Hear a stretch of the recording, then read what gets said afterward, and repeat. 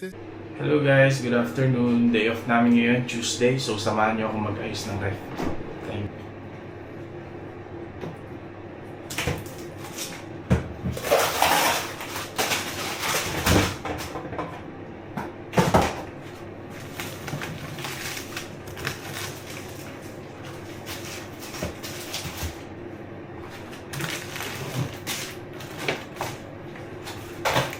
So marami tayong longganisa kasi may nagbenta ng kabayan.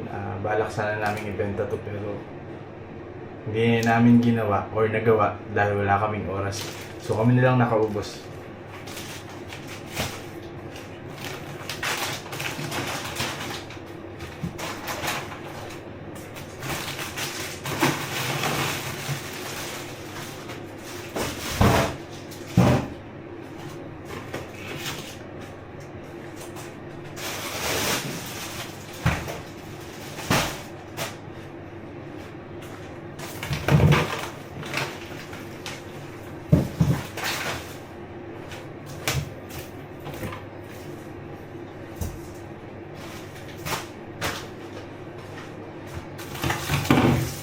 Sobrang dumi ng rag namin kasi ilang buwan atang hindi nalinis to, like 3 months or 4 months, something like that. Kasi pareho kami na busy ni Macdo. So kaya linisin natin. Tingnan nyo naman oh. Nanggigi. Ayan oh. May isda pa. Nanggigitata.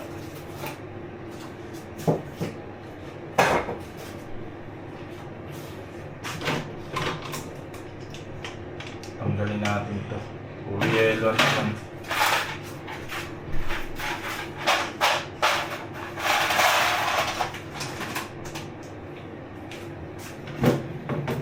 Look at this guys. See?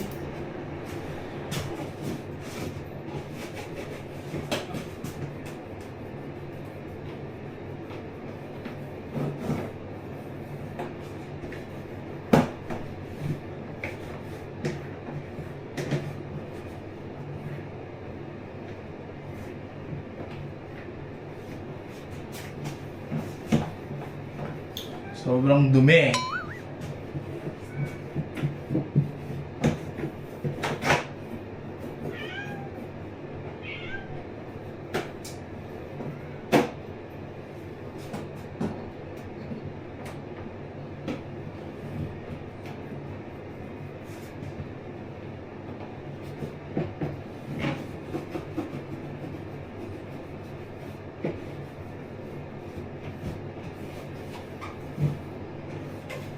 Guys, kayo lang ba? Yung mga rep ninyo may mga uling?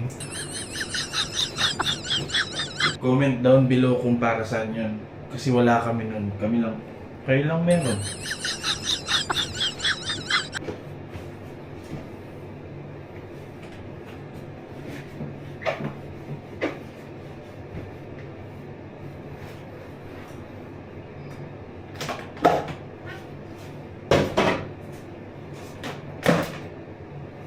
Tingnan nyo naman oh, masira na. May nakabasag nito, ayaw lang aminin. Ginagawayan pa namin yan. Pero yung mga mga rep dati, kailangan pang palambutin yung yelo para mag-defrost. Pero buti ngayon may mga converter na. Kasi sobrang time saver pag converter. Kasi di mo na kailangang maghintay ng ilang minuto or oras para maglinis. Kasi di ba yung mga may tindahan sa atin, lalo na sa amin sa probinsya sa Quezon,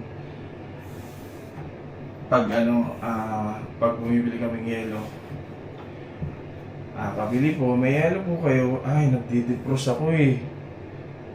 So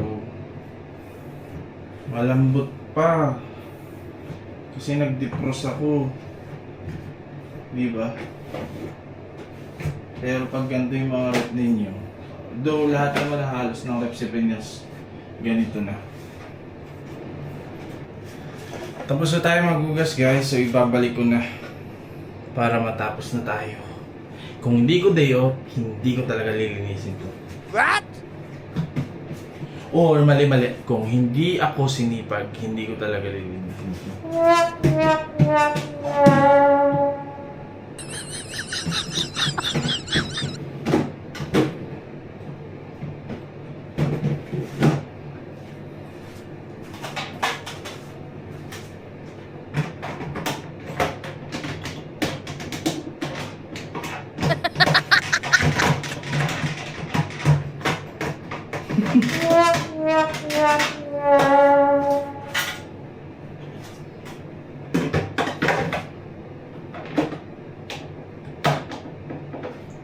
Tapos na, magbabalik na tayo.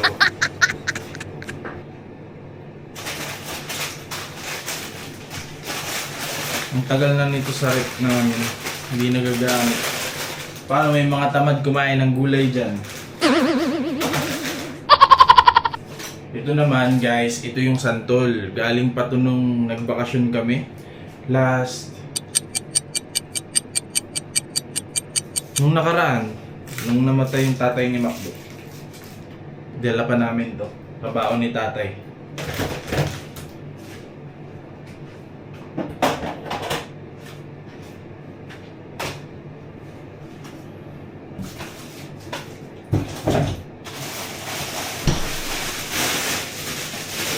French fries, hindi pwedeng mawala. Yummy!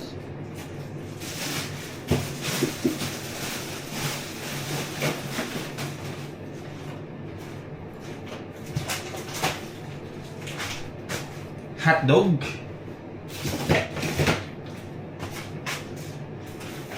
Siyempre yung 1, 2, 3, 4. Apat na tosino, 12 ang laman. Hindi na naubos-ubos. Hindi ko parang order kami nito 10.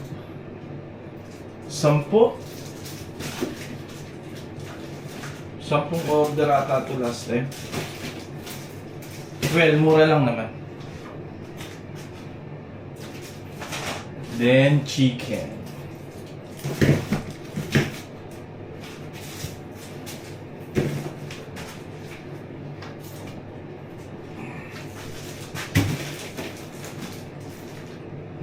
Good for 2 months na yan. What? Chicken skin.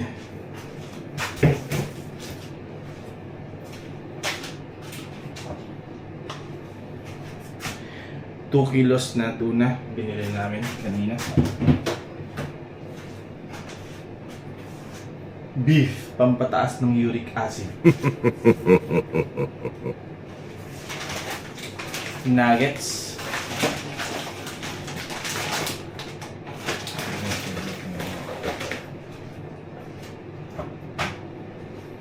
Yelo, walang katapos ang yelo. Walang katapos ang yelo.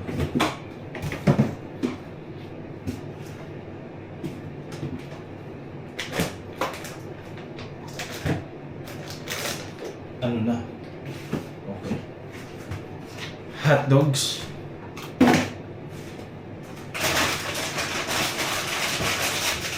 Ito yung tirangan. Sobrang angang nito sa diya na chicken strips. So hindi namin maubos.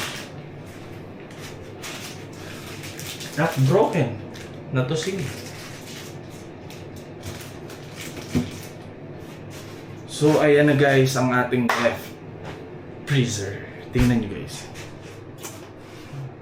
Damn. Puno yun. Sana all puno. Dito naman tayo sa baba. Tingnan nyo, silipin guys, tingnan nyo yung laman ng rep namin dito sa baba. Wow. Sobrang dumi. Oh no! Kasi wala kaming oras, sorry na guys. Yon. Oh, puro itlog. Diba? Lilinisin natin yan, okay? Hold on.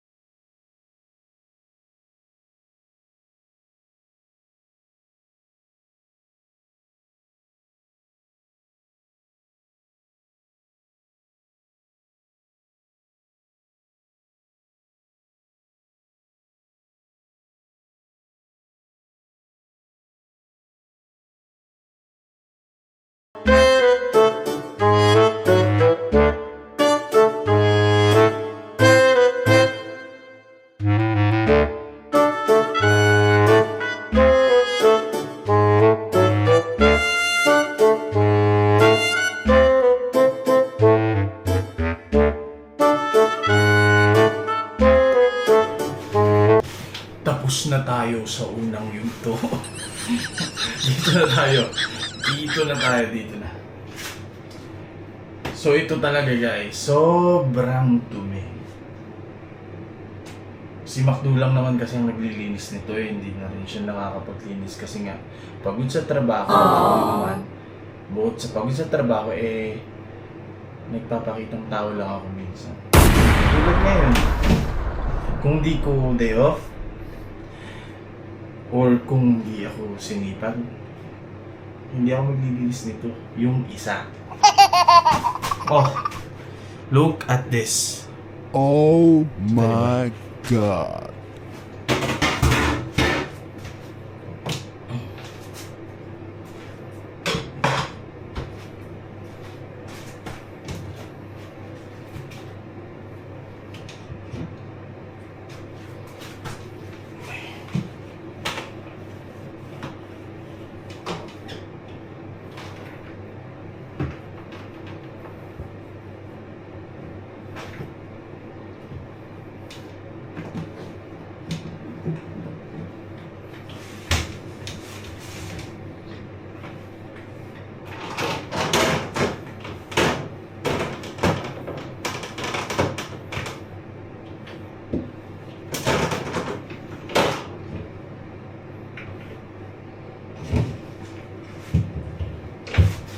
Isa-isahin lang natin kasi baka mamaya hindi ko maibalik katulad dati.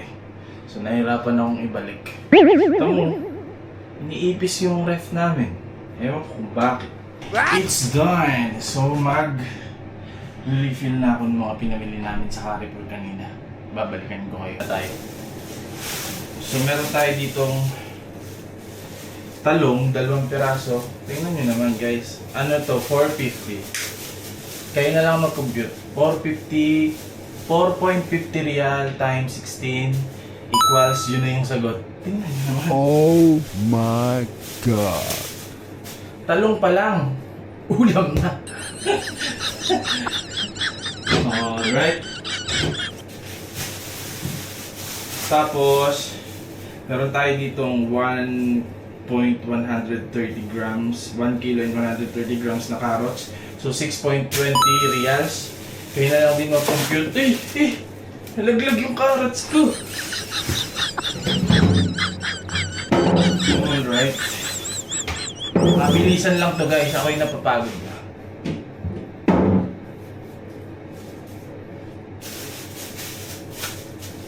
Iba na natin. Meron naman tayong pipino.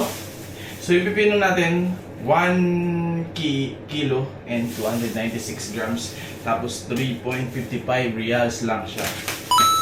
Kaya na mag-compute? Wag na ako.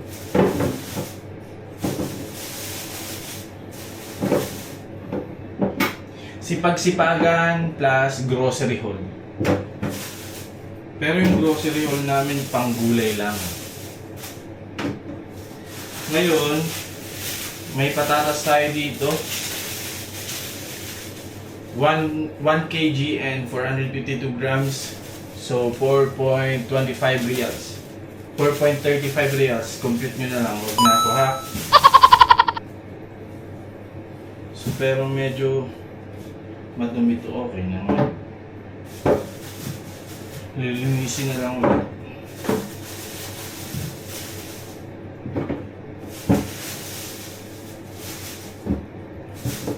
Meron tayo ditong kamatis, 620 grams, 3.70 kilos.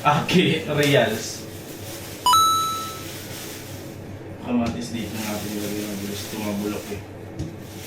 So puro ano lang naman ang rep namin, puro gulay. Okay? Don't judge us if you're rude. Huwag nyo kaming i-judge. Ito naman, sibuyas, 760 grams, 1.90 reals. Huwag na natin tanggapin sa plastic. Ito namang bawang, hindi ko alam kilo. Ay, hindi ko alam kung magkano. Ito namang green apple, 1 kilos and 514 grams, 18 reals, 95. Ang mahal naman ng apple. 18 reals? 18. Ito oh. Di mo tinignan presyo? Ayan oh, 18 reals. 12.50 ang kilo, kaya naging 18 reals. Oh, 12.50 ang per kilo, 1.5, parang almost 1.5 kilos. Kaya naparami. Well anyway, hindi mo naman naramdaman yung presyo, kaya okay na yan, ba't ka pa magre-reklamo? Pero ako naman yung nagreklamo. Ay!